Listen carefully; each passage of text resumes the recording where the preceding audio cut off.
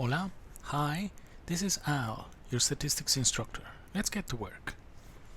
In this video, we discuss a problem where the data has a binomial likelihood and we use a non-informative prior for the parameter of interest. Let's begin.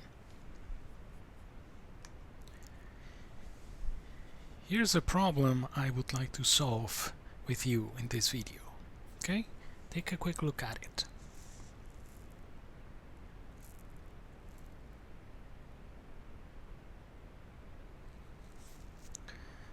So, as you can see, the parameter of interest is a proportion. I'm going to be using a Greek letter, pi, to refer to that proportion. And pi represents the proportion of University of Iowa students who would quit school if tuition were raised 19%. Now, recall that the Bayesian approach needs the following ingredients to work, right? We need two main ingredients: a prior distribution and a likelihood. Okay, so let's let's try and come up with the ingredients that we need for this particular problem. Okay.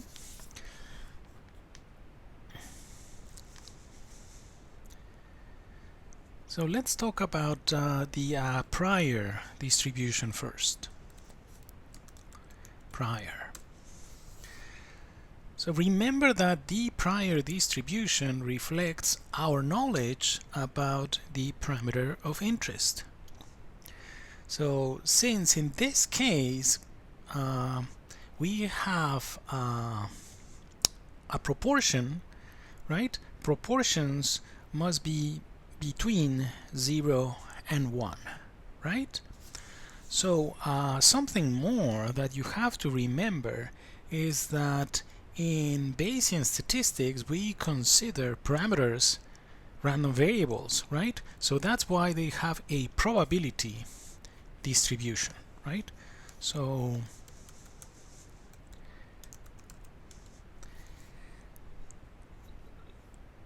we were saying we're interested in a proportion. Proportions live between 0 and 1, right, in the 0-1 interval.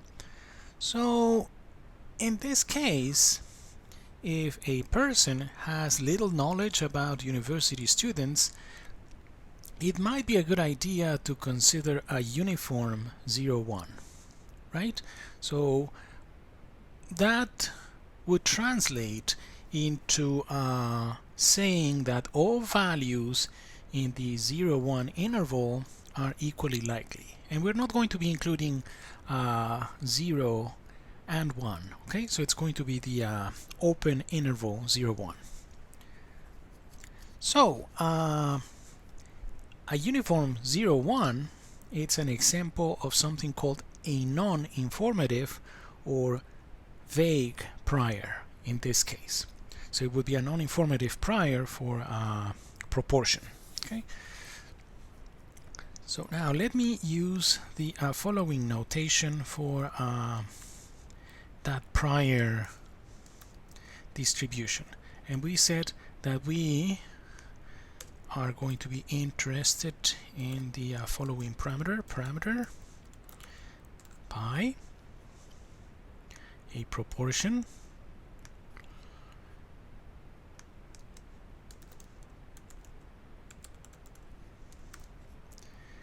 and then the prior for the prior distribution for our parameter pi is going to be given in this case by a uniform 0-1. So this guy, right, is going to be 1 if we're dealing with pi, if the argument lives between 0 and 1, and then it's going to be 0 otherwise.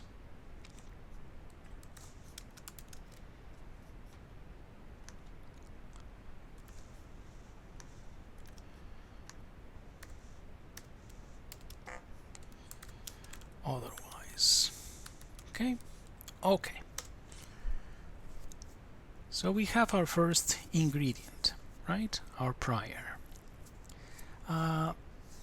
Let's talk about the second ingredient, the likelihood.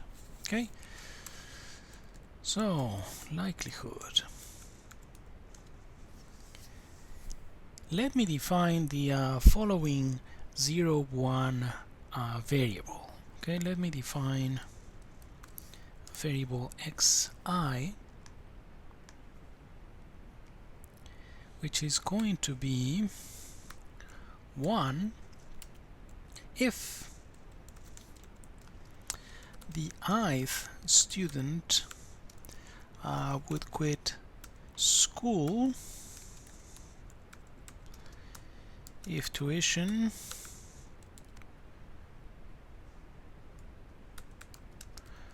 were raised by 19%. And we're going to have that xi is going to be 0 otherwise. Okay?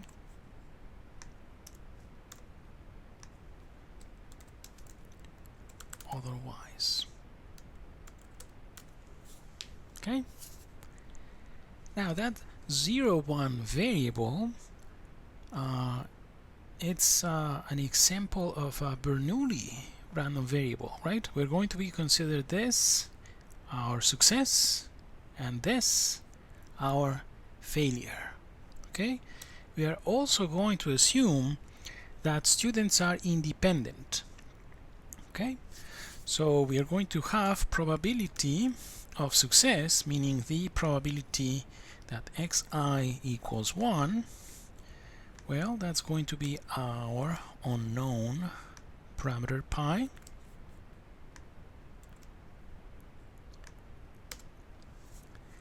And then we are going to have a sample of these Bernoulli random variables, right? We are going to have n, potentially n observations, right? So sample would be given by n of these guys, right? x1, x2, and so on.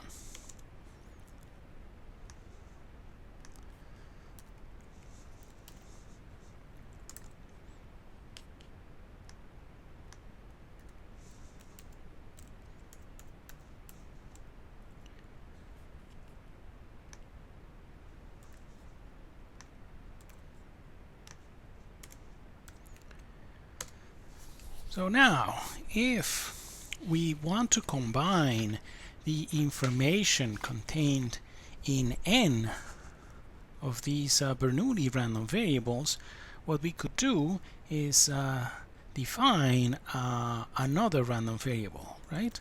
So let y be the sum of these guys.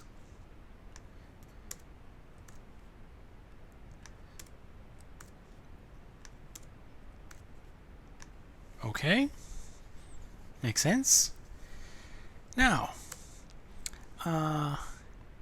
note that y is the sum of those Bernoulli random variables, and y represents the number of successes in our sample, right?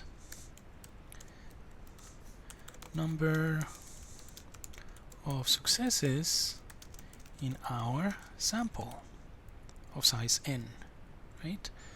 So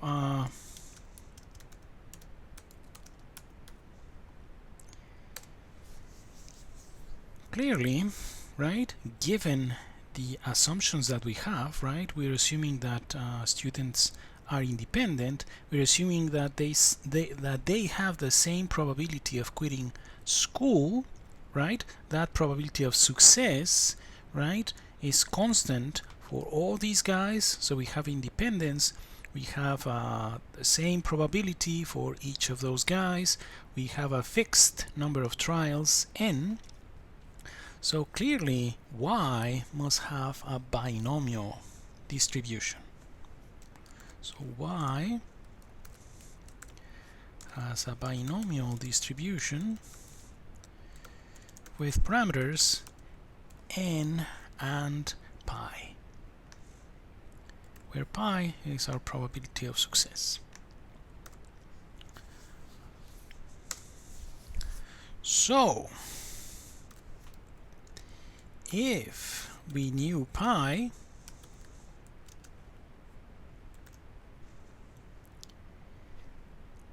then one way of measuring the likelihood of observing a particular value of y given a particular value, given the value of pi, would be, just using the probability mass function for a binomial, right?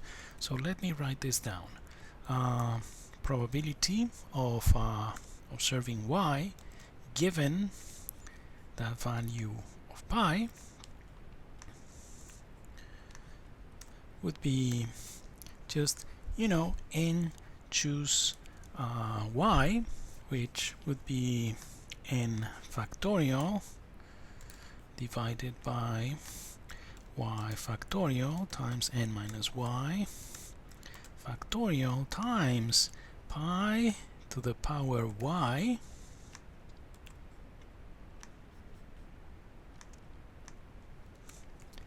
times 1 minus pi to the power n minus y.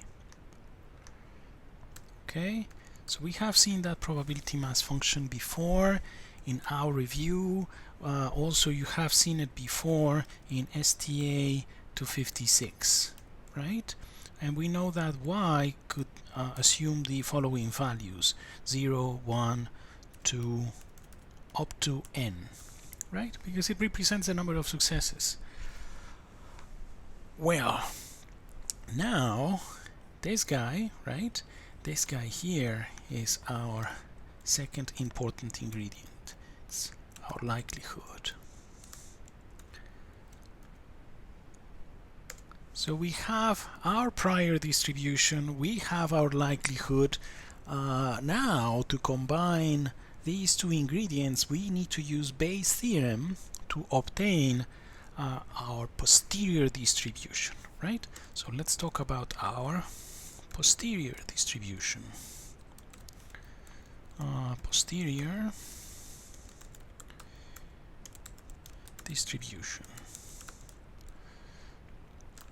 So first, remember that our posterior distribution will be the probability of a value of pi, of our parameter, given our data, given our sample. Okay? So, now let's remember something that we saw at some point in statistics 256, right? And we also talked about the definition of conditional distribution during our review, right? So anyway, so this would be the same as the probability of pi and y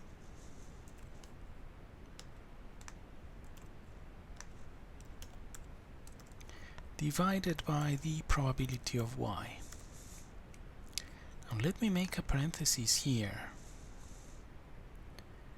So I want you to think about this guy from the following perspective. So you have the probability of pi and y. Remember that pi, again, in Bayesian statistics, is a random variable. Y is also a random variable, right?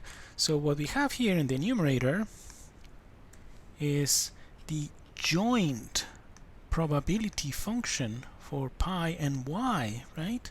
So joint, have the joint, and here at the bottom in the denominator what we have is a marginal Make sense? So I want you to remember how do we get a marginal from a joint, right? So if you're dealing with a continuous random variable, right, like pi, in this case we're assuming that it's continuous. That's why we had that prior, which is uniform 0, 1, right? So in this case, since we want the marginal of y, what we have to do is integrate with respect to pi, because pi is continuous, right? We have to integrate the joint with respect to pi to get the marginal. Okay, so the marginal of y in this case is going to be the integral from 0 to 1 of your joint probability with respect to pi, right? Okay, but now remember something else. There's a way of getting the numerator here, right? The joint, it's prior times likelihood.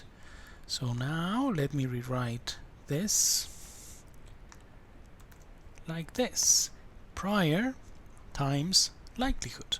So it would be the probability of y given pi, that's the likelihood, times the prior for pi. Makes sense? Okay? Okay.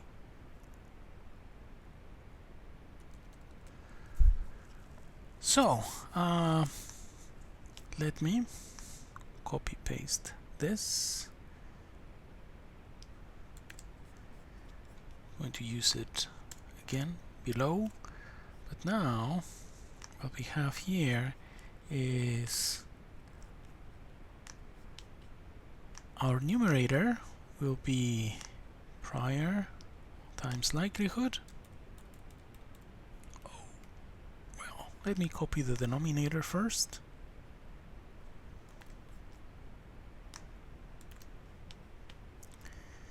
And then I know that this guy is just prior times likelihood.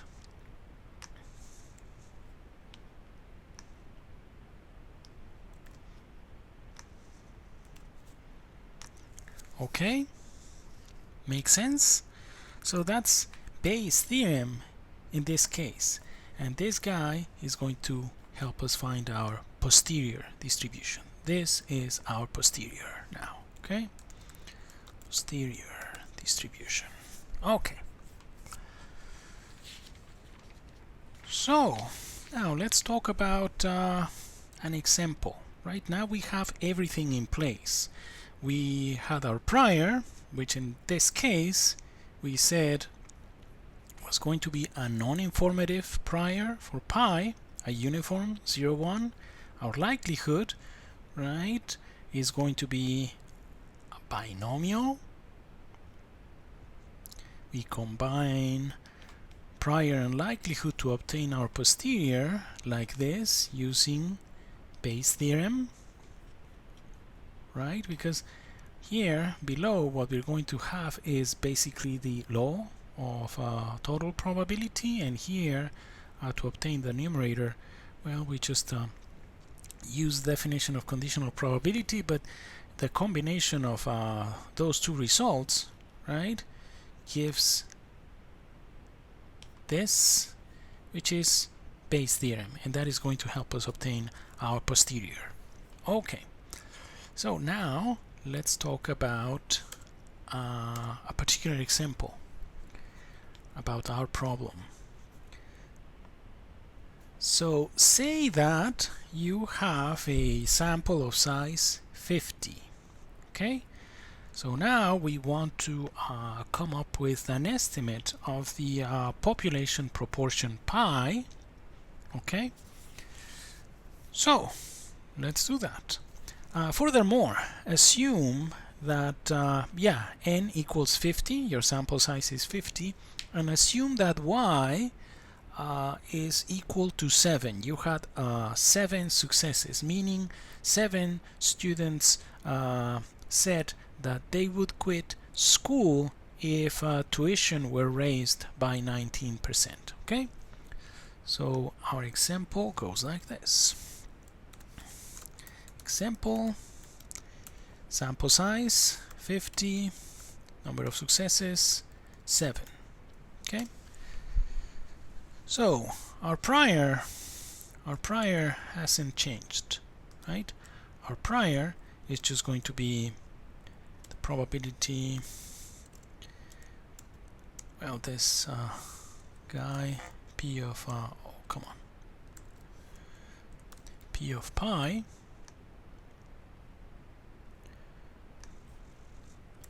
is just going to be 1, because you know, pi lives between 0 and 1, so no problem. And that's the part that we care about here. We know that outside that 0-1 interval, the prior is going to be 0. We said that above, right? So let me just leave that like that. Okay, let me leave the prior like that. Now, our likelihood in this particular case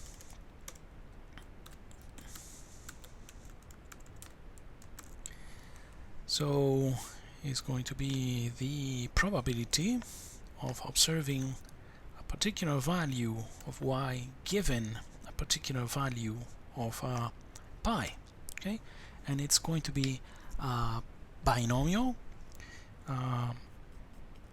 50 factorial in this case. 50 factorial, that's our n, divided by 7 factorial times 43 factorial times pi to the power 7. Oops, not what I wanted. Let me copy this guy here. Pi power 7, 1 minus pi to the power 43. Right?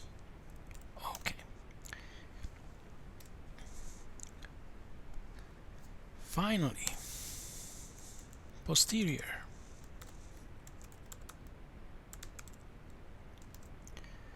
So again, in that case, we want to reverse, right, that conditional probability. What we want is the probability of pi given our data, given our sample. Okay, so we know it's going to be given by this. Let me just copy paste this. So joint divided by marginal. So in this case, the numerator is not going to be that bad, because we have prior times likelihood. The numerator is going to be nice, right? Because the prior is just a beautiful 1. Okay, so let me tell you what we have here. Numerator, this is what we have.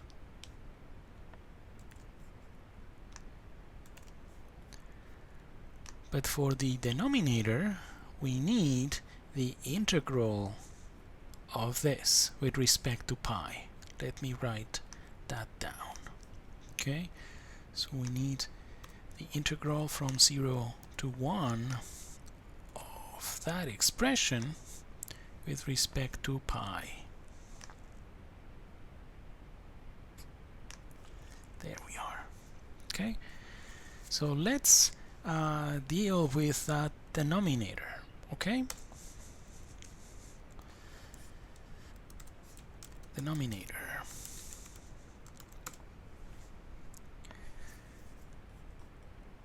let me copy paste that guy.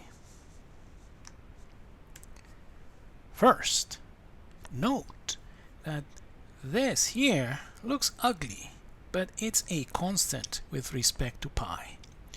So let's, factor it out. Let's use the linearity of the integral, okay?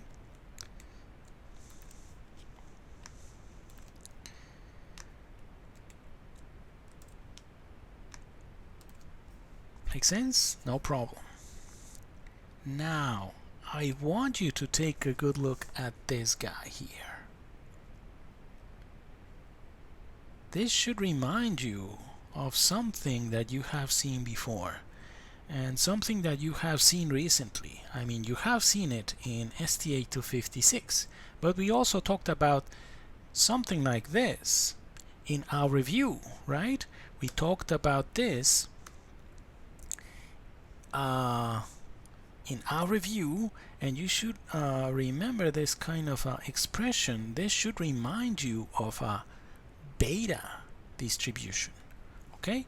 So we're going to use that, and also note that the support of a beta distribution is the 0-1 interval, right? So that's really nice.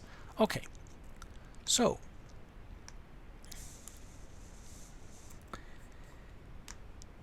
remember that also in our review I mentioned that we were going to be using that trick of completing the integrand, right? The expression inside the integral, to transform that into something that we know it's a legit probability distribution, right? So here goes that trick again. So note that 7 is the same as 8 minus 1, and 43 is the same as 44 minus 1.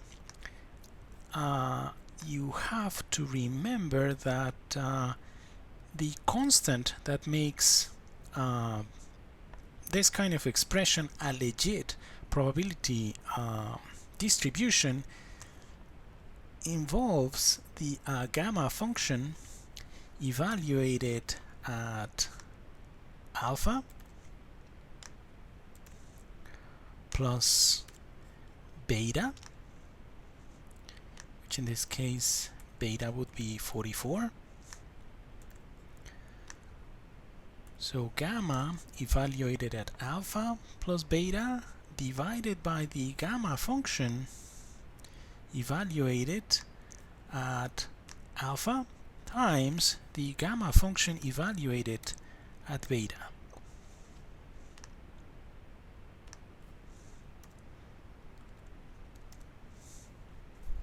Now we are multiplying by this guy, we are dividing by this guy, but these guys are constants. So if we just multiply by the reciprocal, we're just multiplying deep down by a1, and that is something that wouldn't be wrong, that would be legal, right? So let me multiply by the reciprocal of this guy,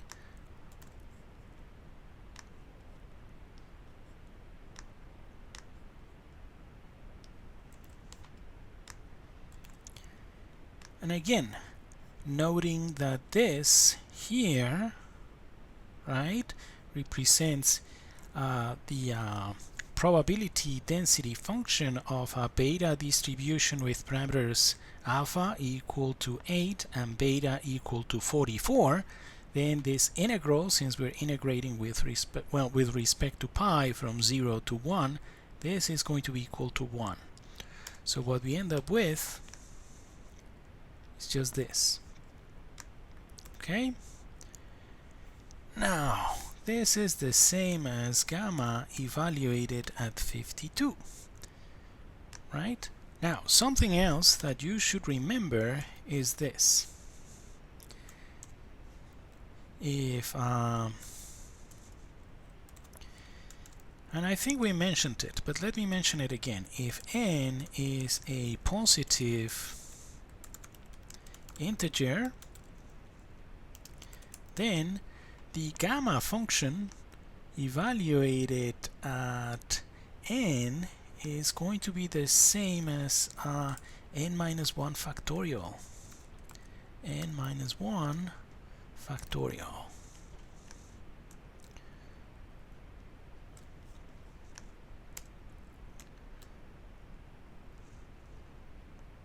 So what I want you to see here is that what we have is just 7 factorial and 43 factorial divided by 51 factorial. Here we go. 7 factorial, 43 factorial, and 51 factorial. So these guys cancel out, so we end up with 50 factorial divided by 51 factorial. 50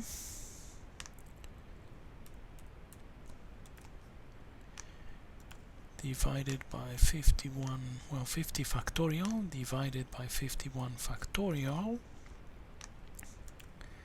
Now remember that 51 factorial is the same as 51 times 50 factorial.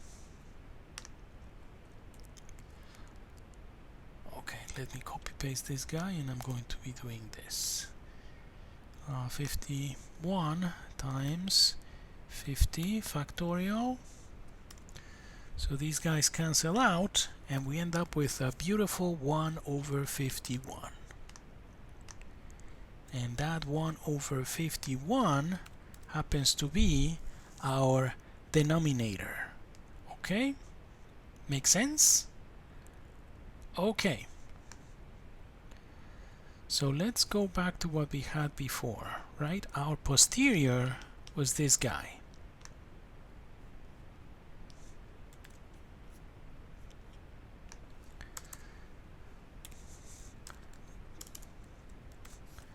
Back to our posterior distribution. So we have this, right? This is our posterior distribution. That numerator divided by that denominator. The numerator was easy, right? Prior times likelihood, since the prior was just a uniform 0, 1, it was easy, right? It was just the likelihood, right? So, but then in the end, what we have is this guy, which was easy, and this one, it wasn't so bad after we did the trick of completing beta, right? No problem. So now, furthermore, let me just rewrite this, what we have. Note that this guy divided by 1 over 51 is the same as 51 times our numerator. Make sense? So let me write that down here. So this is the same as 51 times this, right? But note something. 51 times 50 factorial is the same as 51 factorial. So let me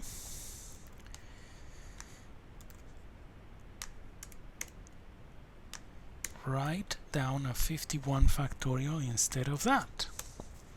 And now remember that 51 factorial could be expressed in terms of the gamma function. Same goes for 7 factorial, same goes for 43 factorial.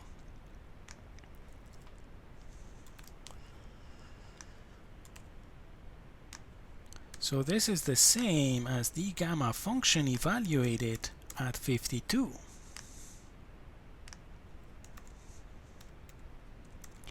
This is the same as the gamma function evaluated at 8.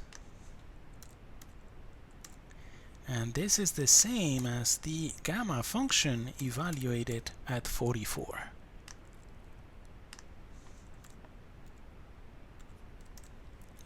Seven is the same as 8 minus 1, and 43 is the same as 44 minus 1.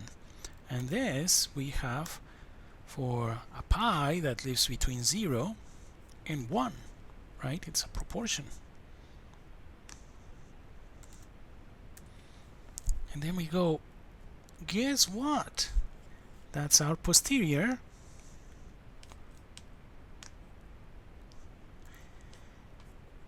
And remember that if we did things well, our posterior must be a legit probability distribution, and it clearly is. This guy, our posterior, has the PDF of a beta with parameters alpha equal to 8 and beta equals to 44. Make sense? So note that our posterior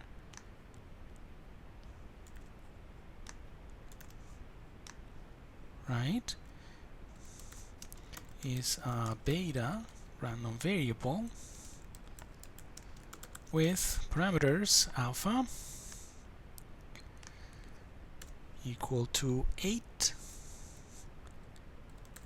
and beta equal to 44. Make sense?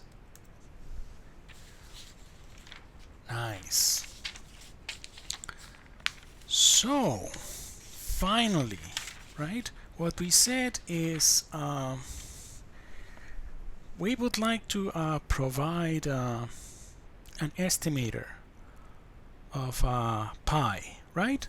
One option would be, for instance, finding the expected value, right? The posterior mean. Another option would be, for instance, finding the mode, meaning the highest peak for our posterior distribution.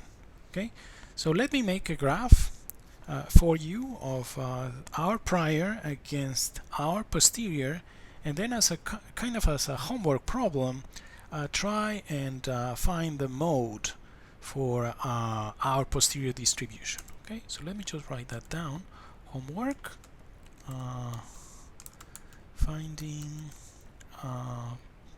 posterior mean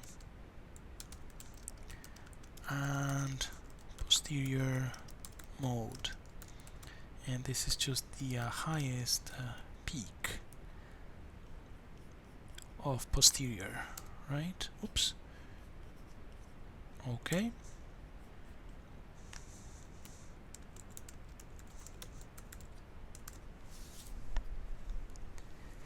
Okay. So let me launch R so we can make a graph of our prior against our posterior, and then we are going to be done with this video. Okay. So I launched R, right? We're going to be using base R here, something simple, just to have an idea of what our prior, well, we know what it looks like, but let's take a look at our posterior, right? So first, I'm going to be using the command seq, as in sequence. We're going to be creating a sequence of numbers between 0 and 1, and the distance between each of the members of our sequence is going to be 0.01. Okay? Now, our prior is a uniform, right? So it turns out, and I think that we mentioned this in our review of probability, but let me mention it again. R has a built-in function, dunif, which allows you to evaluate the density of uniform distributions, uniform probability density functions. So let me create an object called prior, and by the way, if you don't like making assignments using the equals sign, you could do something like this. Less than and then dash, right? So kind of like an arrow. So what we have here is the unif, meaning we're going to be evaluating the PDF of a uniform distribution at these points P. The default is the minimum is 0, the maximum is 1, so that's okay like that. That's what we want.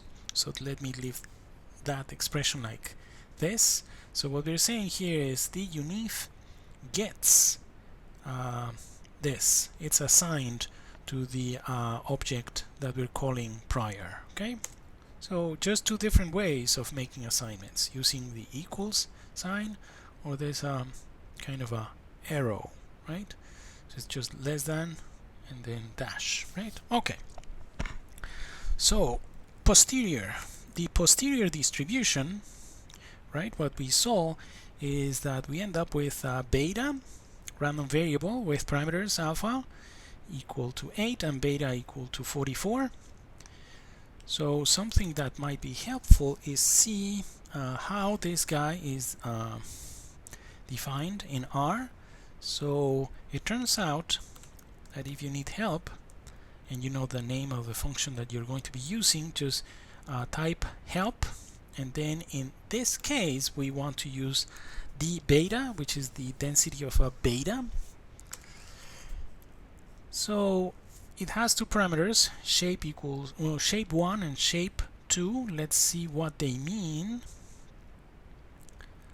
So when we see how they compute Bernoulli, I'm sorry, a beta distribution, what we have is the same expression that we use, right? Gamma evaluated at a plus b divided by gamma at a times gamma at b times x to the power a minus 1 times 1 minus x to the power b minus 1, right?